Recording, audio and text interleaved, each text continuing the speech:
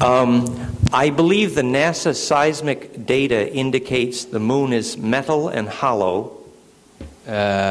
Según sondeos de la NASA, la Luna está vacía por dentro y es metálica. And therefore it is opposite to fractal. Y por lo tanto es opuesto a algo fractal.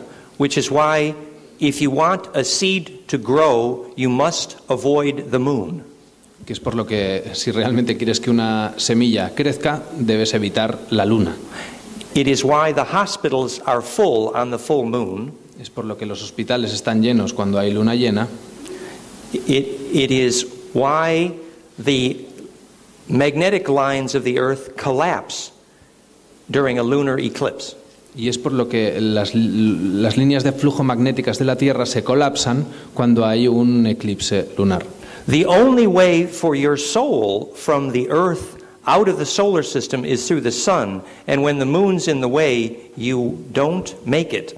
La única manera para tu alma de salir de aquí es a través del sol, y cuando la luna está en medio, no lo consigues. That's why there is a great discrepancy about the mass of the moon versus the gravity of the moon.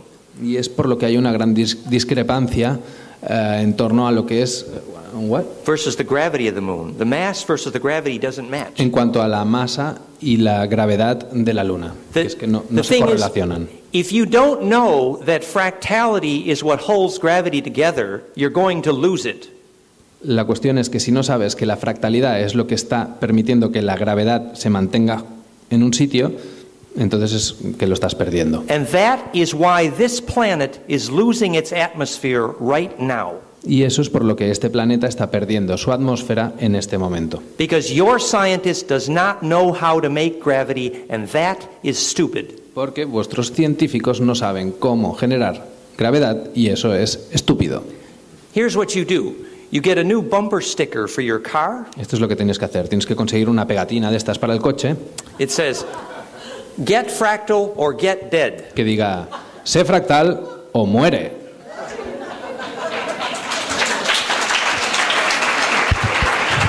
Next question. Any more questions? Tomorrow there's a full moon. Yeah. ¿Alguna pregunta más? During the full moon you duck. You go to a cave. We have questions. Cuando haya luna llena tenéis que meteros en una cueva.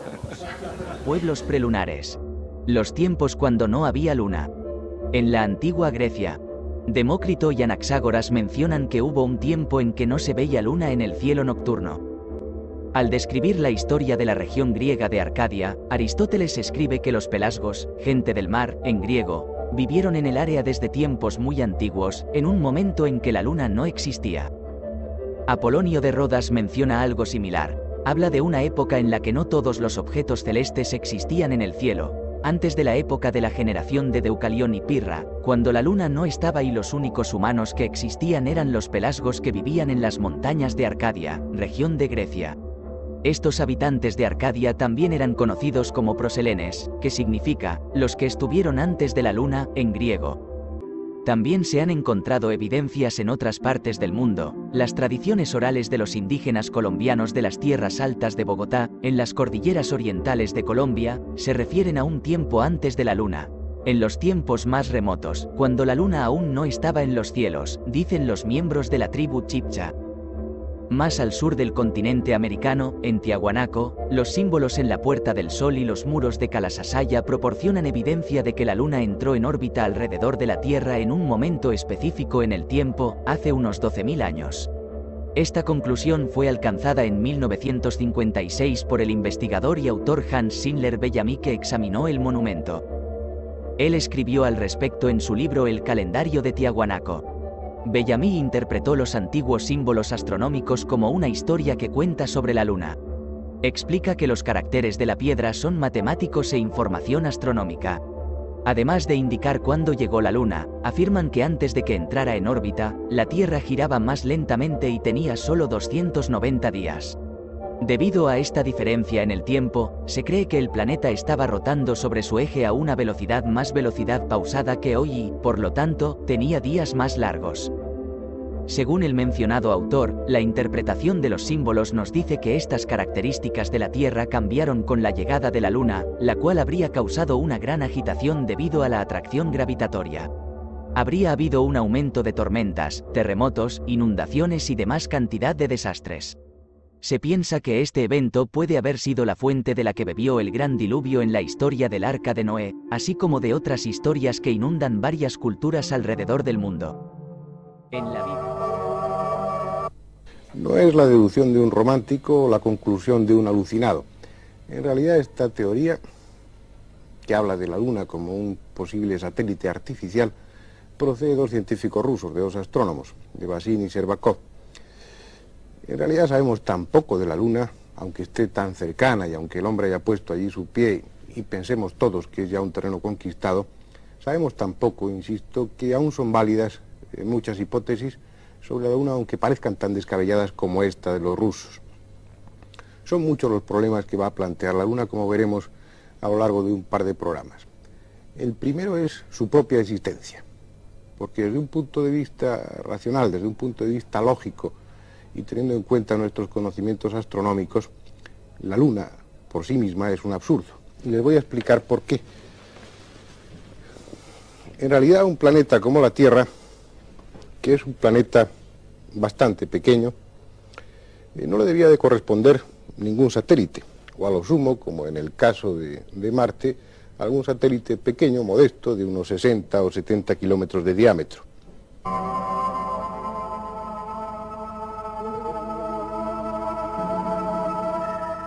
Sin embargo, en torno a la Tierra está girando un gigante, un monstruo de 3.473 kilómetros de diámetro, hasta tal punto que al conjunto Tierra-Luna se le llama sistema planetario doble.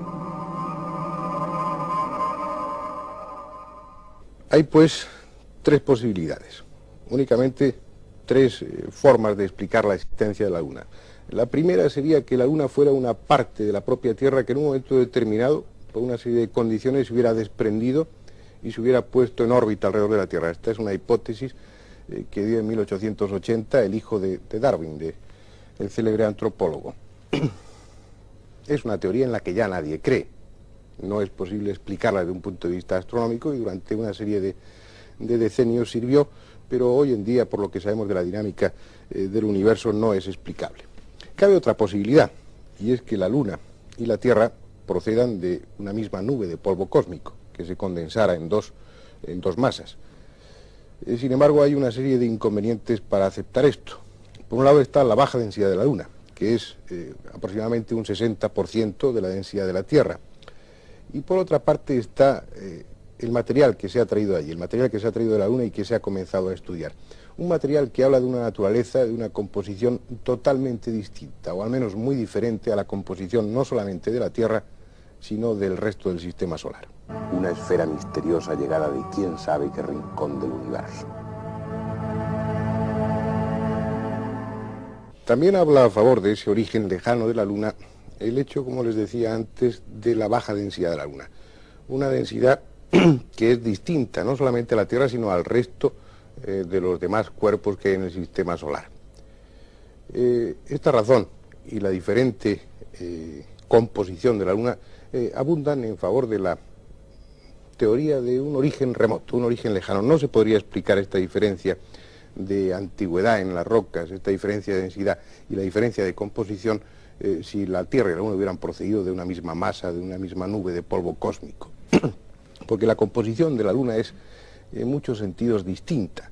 Hay en abundancia, por ejemplo, uranio 236 o plutonio 237, elementos que en la Tierra no se encuentran en estado natural, y hay otros elementos que no se encuentran en ninguna forma en la Tierra.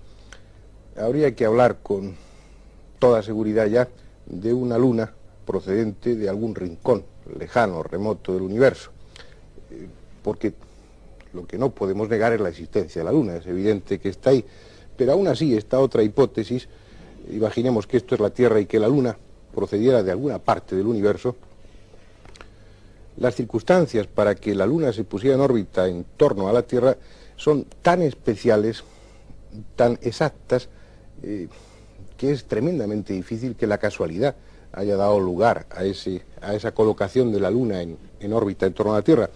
Pero imaginemos que es así.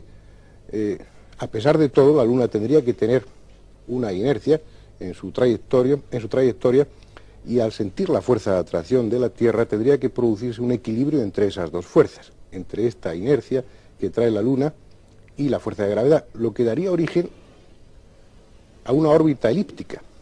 Sin embargo, la órbita que describe la Luna alrededor de la Tierra es una órbita prácticamente circular. Parece que la teoría de Bassin y Shcherbakov tiene ciertas posibilidades. Por lo menos en lo que hemos visto hasta ahora, la Luna no es un objeto cuya existencia esté resuelta, ni mucho menos. Pero como vamos a ver en el resto del programa y en otro que dedicaremos al tema, son muchos más problemas los que está planteando la Luna.